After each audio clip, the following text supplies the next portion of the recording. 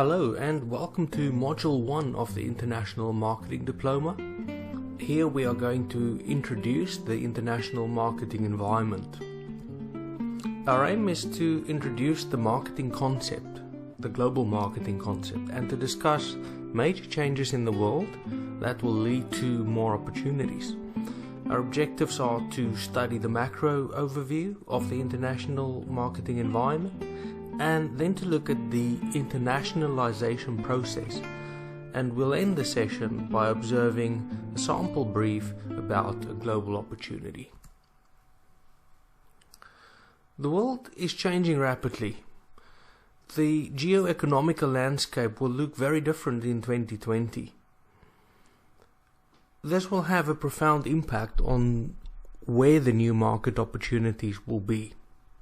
Some notable predictions include that China may become the biggest single economy in the world, with the US remaining prominent at the second position, and countries like India, Russia and Brazil experiencing unprecedented growth. As a result of the shift in growth patterns, it's expected that the APAC region, the Asia-Pacific region, will become the largest consumer market in the world, and it'll be followed by Europe in second place and North America in third place. And since 2008 already, we've heard a lot about the balance transfer, or the transfer of the balance of power to Asia, and more recently President Obama in the US has been talking about their pivot to Asia as well.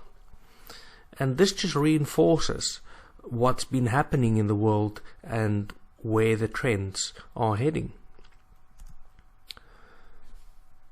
Now, in recent years, many new cities that never even existed has been built in China. The country now has more than 100 new Tier 2 cities which will have more than 1 million people each.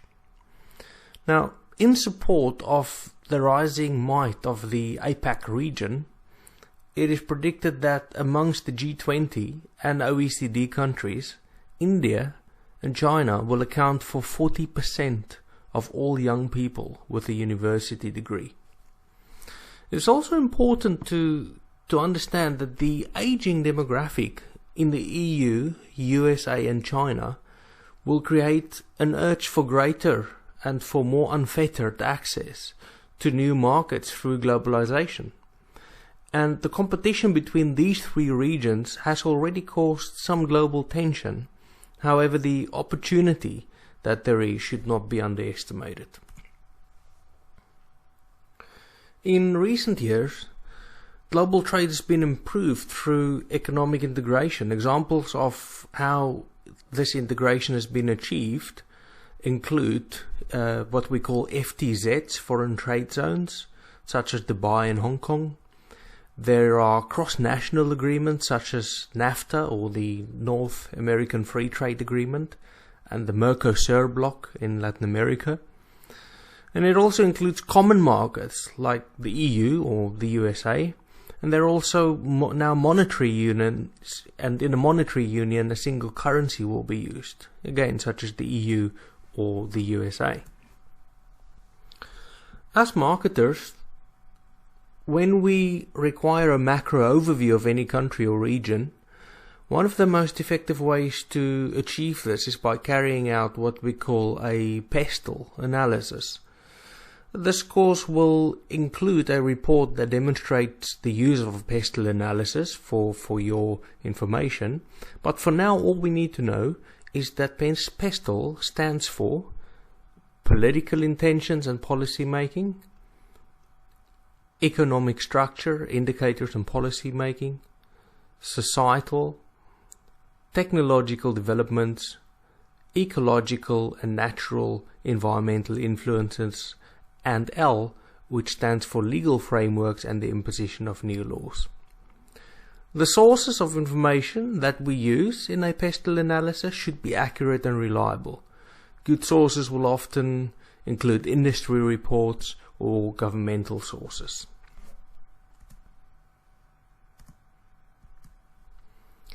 Next, we'll define the internationalization process, which is a methodical approach that any company should use or follow if it aims to expand internationally. Firstly, we can see that a decision must be made as to whether or not we're going to enter a new country. Once we made that decision, then secondly, we need to select the countries that are viable to enter. And thirdly, once we selected those countries, we need to know which entry strategy is going to be the safest and the best to use. Once we know that, then it enables us to move to the fourth phase, which is to form a marketing plan. And then our final step will be the execution of the marketing plan. And of course, we're going to dynamically review the plan. Now, companies that expand internationally would usually do so through two approaches. They can either do so through localization or globalization.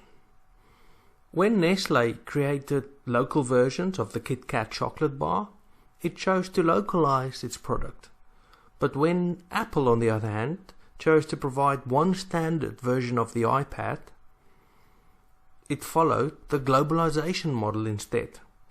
Now, a good marketer will of course try to be what we call glocal, which is to be global and local. The global vision of the company can be structured in four ways. The company can be ethnocentric, which is where the home country is considered superior and centralized. Or the company can be polycentric, which is where the company's vision is for each country to have unique adaptation to the local markets. Company vision can also be regiocentric, where the company coordinates closely with various regions. Or the company can be geocentric, which is what we call local, to think global and to act locally. We'd like to conclude this session with a brief. Now, let's imagine that you're an international marketing consultant and the Italian owner of a luxury manufacturer, similar to Prada, consults your advice on entering the Chinese market. And his questions to you are as follows. Number 1, does a suitable opportunity exist in China? Number 2, if it exists, how can they best enter that market? And then thirdly, how should the marketing plan be adapted for China?